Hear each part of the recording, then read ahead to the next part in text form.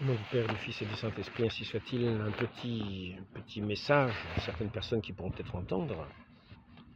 Donc on entend beaucoup parler du mouvement antiracisme. Alors, ce sujet, je voudrais quand même dire l'incohérence, montrer l'incohérence. L'incohérence de ce qui est porté dans ce mot d'antiracisme.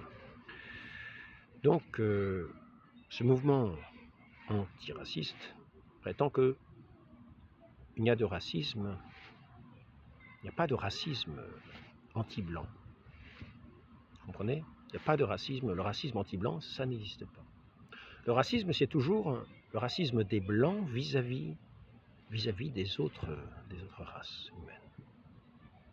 L'espèce humaine, puis il y a les races humaines, différentes races humaines qui ont chacune leur dignité, car toutes sont à l'image de Dieu, me rappelons-le, à toute fin utile. Tout homme est à l'image de Dieu, est appelé à être sa ressemblance en entrant dans sa grâce. Par le mérite de notre Seigneur Jésus-Christ, qui est mort sur la croix, qui a le mérite de son sang précieux versé pour le rachat de nos péchés. Il est mort pour tout homme venant à ce monde. Quelle que soit sa langue, quelle que soit la religion qu'il puisse avoir, quelle que soit sa culture, quel que soit son peuple, quelle que soit sa race.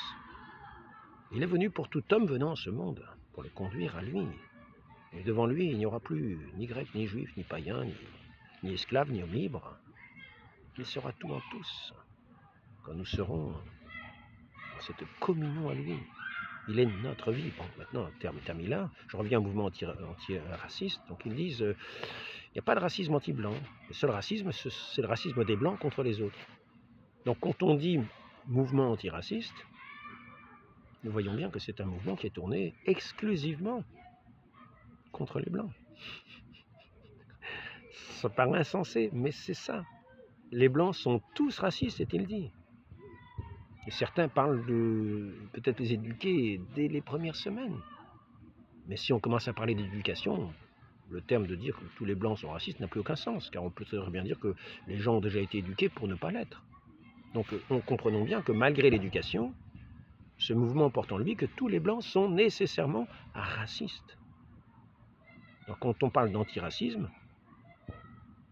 étant donné que les racistes sont blancs, ça veut dire anti-blanc. Le mouvement antiraciste, c'est le mouvement anti-blanc. Donc finalement, la conclusion, c'est que ce mouvement qui se veut antiraciste a la haine des blancs. C'est ce que je voudrais dire. C'est un mouvement raciste anti-blanc. Je tiens à ce que ceux qui n'y avaient pas encore pensé puissent le comprendre. Parce que quand on porte une certaine race à la vindicte populaire, ça s'appelle vraiment du racisme. Pour en dire le plus de mal possible dans tous les domaines. Maintenant, je tiens à rappeler aussi le sujet de ceux qui vantent le droit à l'immigration, le droit à tous les peuples à venir justement dans ces pays racistes. Peut-être pour les changer, peut-être pour les faire disparaître, afin qu'il n'y ait plus de racisme, puisque ce sont des mouvements antiracistes. La meilleure manière de faire disparaître des racistes, si les racistes sont blancs, c'est de faire disparaître les blancs. Donc nous aurions un mouvement de masse, de population venant d'autres races, qui viendraient se substituer à cette mauvaise race blanche.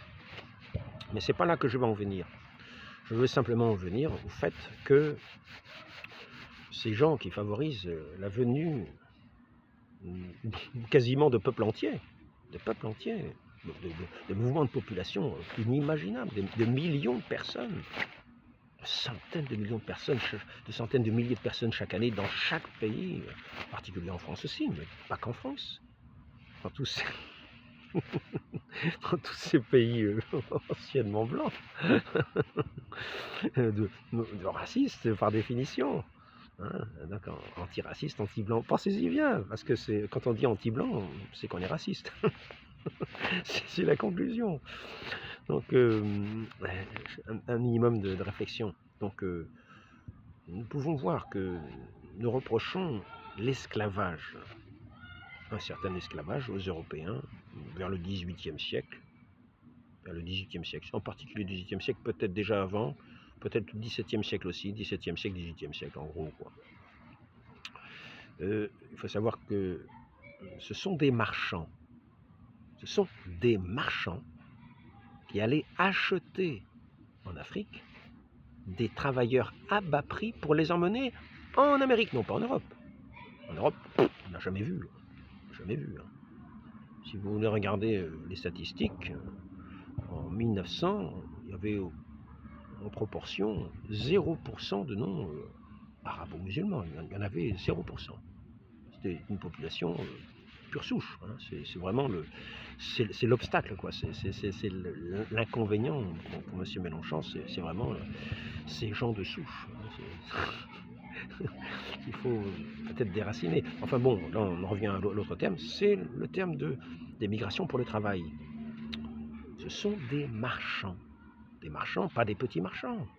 Pas des petits entrepreneurs. Non, c'était certaines fortunes qui allaient sur les côtes africaines après avoir armé des bateaux, donc il y avait une certaine fortune, qui faisait un commerce juteux, en faisant des déplacements de population de pays d'Afrique jusqu'en Amérique.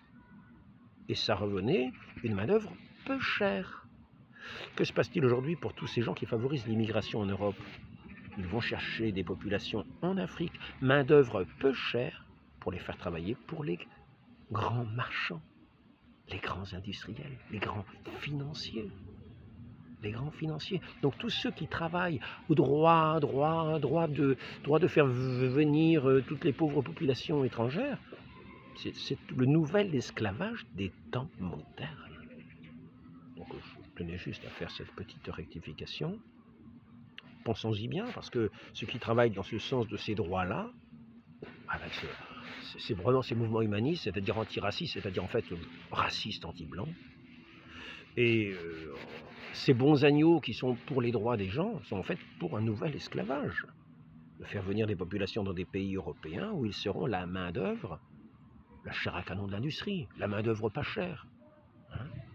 Et comme ça évitera de payer des populations françaises ou anglaises qui seraient une main-d'œuvre trop chère pour ces industriels. Donc tous ceux qui travaillent au nom de ces nouveaux droits de l'homme, qu'ils sachent, qu'ils sont des ouvriers d'une finance internationale qui est pour eux, qui est pour l'avilissement de l'humanité. Par la calomnie, d'une part, et par l'exploitation, d'autre part. Donc, revenons à notre Dieu, qui n'est pas un Dieu de haine, qui est venu pour tous les hommes, mais pas pour les exploiter, pas pour les calomnier. Non. Il est venu pour les sauver.